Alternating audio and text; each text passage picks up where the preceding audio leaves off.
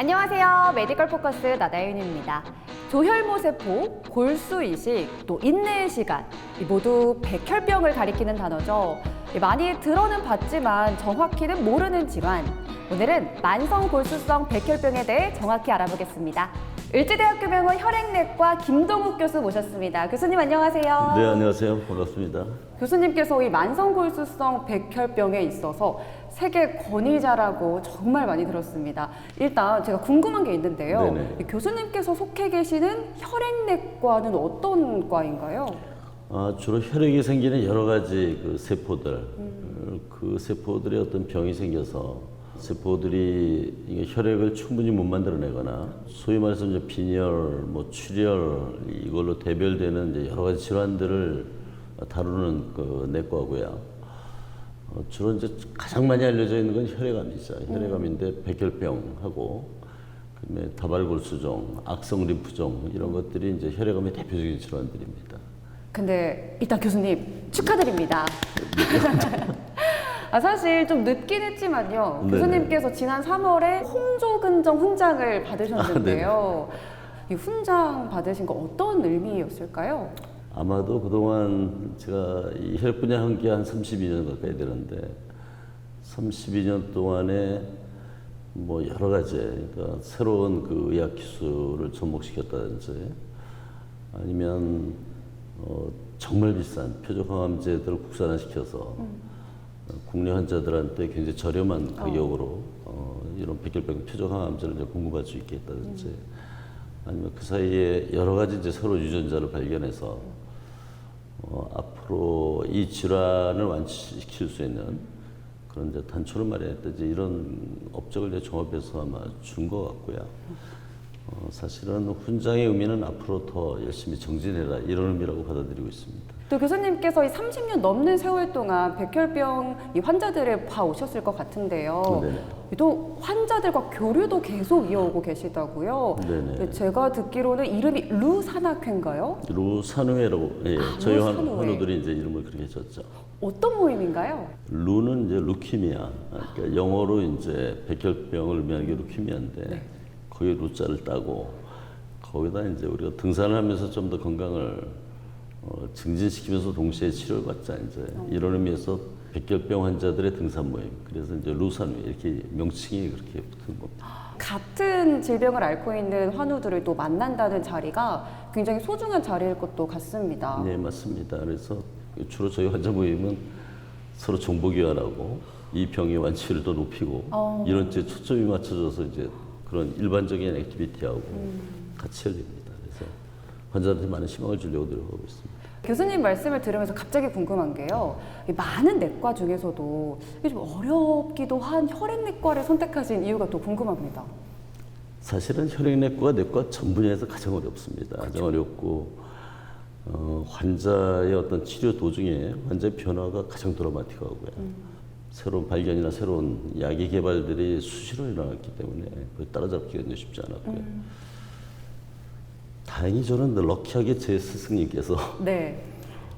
원체 우리나라의 파인이었어요. 그래서 김춘추 교수님이라고 계셨는데 그분이 83년도에 제가 의과대학 5학년 때 한국 최초 형제 이식을 성공시키시면서 갑자기 카톨릭 의대의 혈액내과가 이제 국내 최고가 되면서 이제 인턴할 때 어떻게 그분 눈에 들어서 너 내과하고 혈액내과 내 제자로 들어왔으면 좋겠다 이제 이런 오퍼를 받아서 럭키하게 시작이 된 거고요.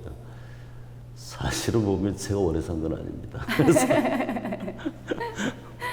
백혈병이 매해마다 신규 환자가 2,000명이 넘는다고 들었는데요. 이 질환이 발병률이 높은가요? 아니요, 그렇지는 않습니다. 그러니까 혈액암 자체니까 백혈병의 발병률은 전체 고용암 다 포함해서 전체 하면 한 11위 정도 되고요, 성인에서요. 그 중에서 만성골수성 백혈병 제가 연구하는 분야는 한 15% 정도밖에 안 됩니다. 네. 그래서 사실은 절반 이상이 다 급성 백혈병들이고요. 발병 자체는 그런데 이 표적항암제가 일찍 개발되는 바람에 네. 1년 사망률이 1%까지 줄일 수 있어서 이제는 축적돼서 계속 평생 치료받아야 되는데 축적돼서 계속 진료를 받는 환자의 그 축적 숫자가 혈액암에서 가장 많습니다. 그러면 혹시 뭐 성별에 따라서 더 자주 발병하는 성비도 있어요? 남자가 한 1.6대 1로 여자에 비해서 좀 더 많이 발병하고요. 주로 요즘 이제 혈액암 전체적인 어떤 그 발병 비율 보면 나이가 한 50에서 60세의 피크로 발병하거든요. 네. 그래서 이제 이 생명, 그러니까 사는 기간이 수명이 연장되면 될수록 혈액암 발병률이 기하급수적으로 는다라는 게 최근에 알려져 있는 사실이고요. 네. 이러다 보니까 이제 혈액암은 노인성 질환이다 이렇게 표현하고 있습니다. 이 앞으로 또 백혈병을 진단받는 환우들에게, 환자들에게 희망의 말씀을 한마디 해주신다면 어떤 말씀을 건네주시고 싶으신가요? 저는 이제 처음 진단된 환자가 제 외래 진료실에 왔을 때 네. 병 전체를 이야기를 합니다. 그 대신 희망보다는 네. 조금 그 안 좋은 측면을 먼저 이제 같이 얘기하는, 좀 더 강조하는 이제 그런 경향이 있고요. 많은 의과대 교수들이나 또는 환자들이 이 병은 그냥 약만 잘 먹으면 별 문제 없다라고 이제 처음부터 그렇게 알고 시작을 하는 경우가 꽤 많거든요. 그런데 그러다 보면 10년 생존율이 지금 한 85% 정도 되는데요. 그러다 보면 15% 정도 환자는 약을 제때 복용을 안 합니다.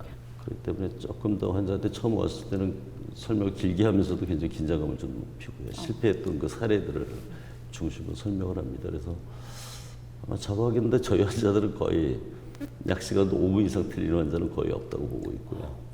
알람 켜놓고 울리면 그 거의 뭐 1분 이내에 다 약 복용하는 게 저희 환자들의 특성인데 네. 처음보다 조금 일반적으로 편하게 얘기하지 않고 좀 터프하게 얘기하는 편입니다. 또 그래야 환자분들이 잘 이제 또 말을, 교수님 말을 잘 들으니까요. 그렇죠? 그다음에 이제 시간 지나면서 점점 이제 치료에 대한 반응이 좋아지고 또 좋은 결과를 보이면 이제 그때부터는 좀 더 이제 격려하는 스타일이고요. 굉장히 많이 좋아졌다 이러면서 이제 처음엔 채찍, 이제 점점 당근을 주시는 교수님인 것 같습니다. 그렇습니다. 네, 교수님 말씀 들으니까 희망의 질환이라는 생각이 드는데요. 오늘 시간이 조금 부족했습니다. 그래서 다음 이 시간에 교수님 한 번 더 모시고 이 만성 골수성 백혈병에 대해서 더 자세히 한번 알아보겠습니다. 네, 감사합니다. 교수님, 그럼 저희 인사 한번 드릴까요? 다음 이 시간에 만나요. 안녕. 안녕.